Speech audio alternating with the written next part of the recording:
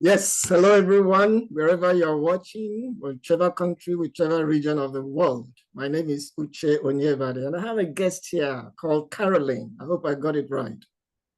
You did. Okay, thank you very much. So this is something I conceptualized. Right now, I am the chair of the Department of Journalism at Texas Christian University in the United States. Before then, I used to be the director of the School of Journalism at Southern Illinois University, still in the United States. Prior to that, I used to be a PhD student, you know, in Missouri, University of Missouri. Prior to that, I used to be in Kenya, where I was doing some very nice things, if I may say so, sports on television as well as radio, all manners of sports, athletics, boxing, soccer, commentary. And I've had the privilege, of traveling to a few countries, China, Kuwait, Tanzania, the Gambia, and so on and so forth. Now, one common denominator among all these is that I always go across cultures. And it's always very fascinating, seeing how people behave, how people do things in other places. And I also had the privilege, of teaching a few classes, cross-cultural journalism, international media systems. So I've been exposed to always crossing across cultures. And my students, used to like those courses. So it occurred to me that there are quite a number of people who have not traveled, who plan to travel. Now, what do they expect? Because I don't think it's very honest and sincere to go to another person's culture and insist on doing things the way you used to do them at home, because you have to respect what they do. Even if you don't like it, that's not your home. You show some respect. So the whole idea of cross-cultural experience emanated from all these things I'm telling you. And that's why we are here today. And so that's why we have Caroline, who is from Guyana originally. So take it off from there. Just briefly introduce yourself and let's share your experience. Okay, thank you, Uche. So my name is Carolyn Walcott, and I am originally from Guyana, not Ghana, Guyana, South America. That's a point of correction for me consistently since I've moved to the United States, because there's always this geographic confusion with a lot of people I encounter. So, how is Africa? I'm like, I have never been there. I know that I'm 34% Nigerian based on my You are 34% Nigerian? 34% Nigerian based on All my right. DNA, my ancestry when I was doing the kit. And I'm some 14 or 16% European. I've got a couple of lineages somewhere in, I think, in the Ivory Coast as well. So yes, my roots are pretty much from the motherland. So Uche, we do have something in common in terms of where we're from. So All we might be right. relatives. You just never know. Well, But mine is 100% Nigerian. so I might be a relative from very, very, very, very long ago. Who knows? I usually say to people that we've got more in common than we care to actually admit, because some of us were taken through the journey all the way to the Caribbean, and so I am culturally Caribbean, coming from a former British colony, but I am geographically South American, now naturalized American. So what has been my experiences like? Very, Sure, sure. very, Go ahead. quite a few, quite a few. But the one that really struck me, which I'd like to share with you as part of this conversation series, is that which has to do with hospitality, that which has to do with expectations, experiences around sharing, and who pays the cost. So I'd like to take us back to a couple of years ago, Right. when I was a PhD student, before I transitioned to teaching here in the United States as an assistant professor. So I'm a PhD student at university in the south of the US in Georgia. And I'm repeatedly trying to make friends with, students who are in my cohort. And so as peers, we are trying to really navigate and transition this whole process called PhDing. And so you've got expectations in terms of classes to teach you're somebody's assistant. And then in the midst of all of that, you've got to be running across campus to get to a class. And so we're talking generally among ourselves about our likes, our dislikes, our hobbies, and about grabbing coffee. And so there was this one student, a peer, a classmate, that I was very curious about what she was actually studying in terms of her scholarship. And so we got to talking one day, and she said to me, let's just have coffee one day on our way to classes. We were taking one specific class together. I remember that class was called Strategic Communication. And I'm like, yeah, why not? Because, there's a nearby coffee shop. I don't drink coffee, but of course I'll take tea. Correct. I was going to ask you if you're a coffee drinker. I do not drink coffee, Okay, so I'm not a caffeine person. So I'm like, yeah, why not? I'm gonna come with you for us to have this coffee that you're inviting me to. She kept insisting, let's have coffee. So I accompanied her to the nearby Starbucks, which is very close to where our classroom is located. And then I'm standing in the line just, next to her. And as we made our way to the cashier area to purchase the coffee to make our orders, she places her order. I place my order. I said, I'm not going to do coffee. I'm going to do tea. And then she proceeds to pull out her card, her bank card, her debit card to make her payment, replaces the card. And then the cashier looks at me and I look at her. And then I turn around and I say to myself, well, what is this? Because if you're inviting me to coffee, my expectation is that you're actually paying for my coffee. I'm taking. Okay. Well, is that what we used to call the traditional African hospitality? Correct. Because in my culture, Yeah. which is borrowed from the African culture, Caribbean people, we are super hospitable. And if I'm saying to you, Uche, let's go to coffee or tea, the expectation is that I am making the purchase. I got you covered. Americans would say, I got you. But I was not necessarily catered for in that way. It meant, come, let's go have something together. But it did not mean I was going to actually pay for you. All right. Okay. Fortunately, I always carry my card. So I had my card with me and I quickly caught myself and I paid for my own tea. We proceeded to walk towards the class, and I never, ever since that experience took any invitation for granted when someone said, let's go have lunch, let's go have dinner. The first thing I asked was, am I expected to pay or are you paying for this particular meal? Is it on you or is it on me? Because I don't want to take anything for granted.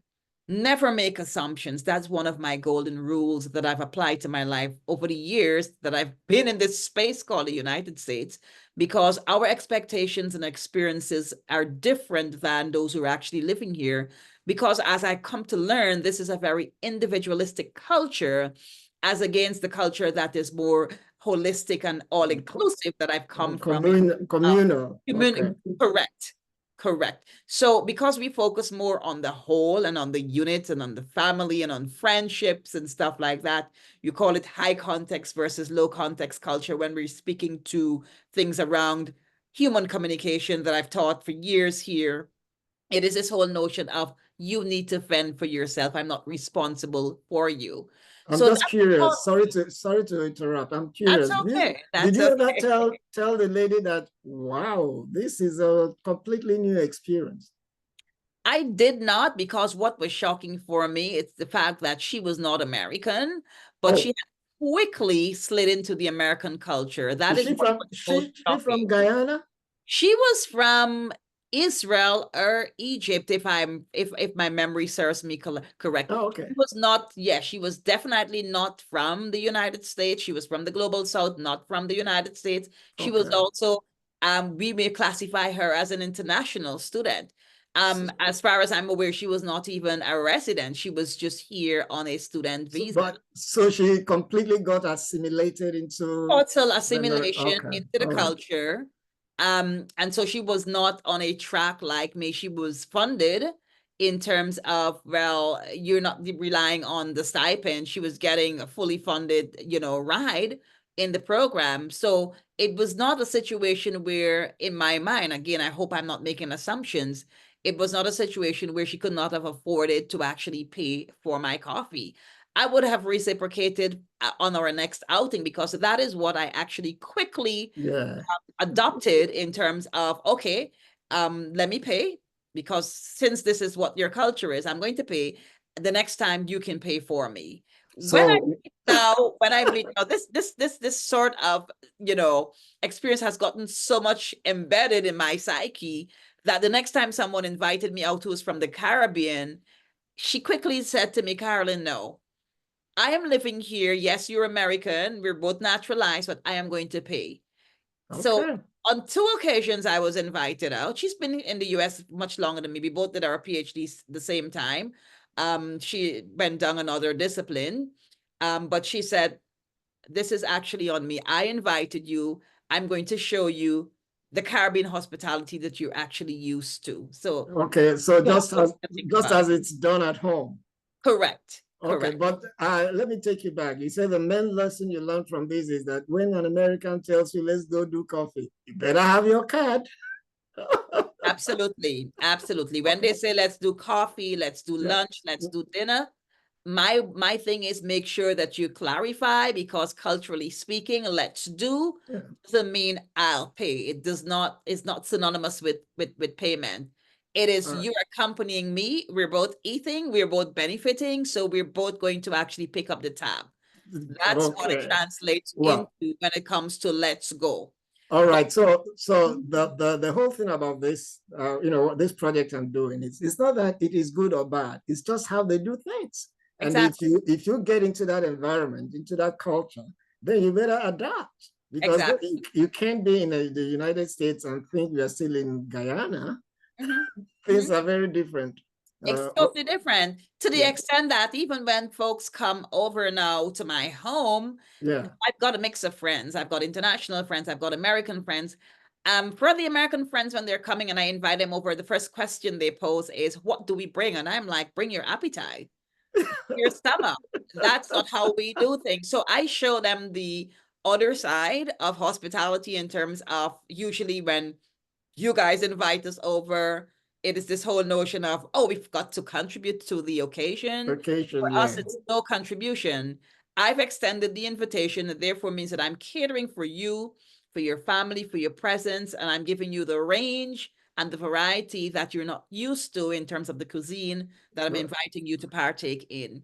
So that is really what has been, a major sort of lesson for me. It's a teachable moment. It's something that I do and I talk about, not in a negative way, but just really appreciating and understanding that we're different culturally speaking when it comes to expectations, when it comes to what we value in terms of where our money actually is spent and how it's spent and with whom it is actually spent. All right. Thanks for sharing the experience, but don't go yet.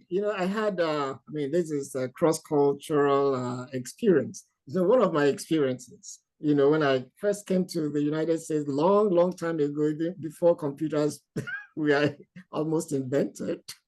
All right. So I was at the airport, JFK, and I saw a lady, tying a leash around her waist.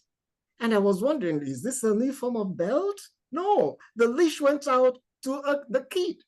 The kid, the leash was tied around the waist, the kid's waist. Like an animal. I was wondering now, what's going on? Yeah. Then I had to ask somebody, why is this? Somebody said, at times kids are kidnapped. So that's the way the lady makes sure that nobody snatches the kid. I said, even at the airport? He said, yes.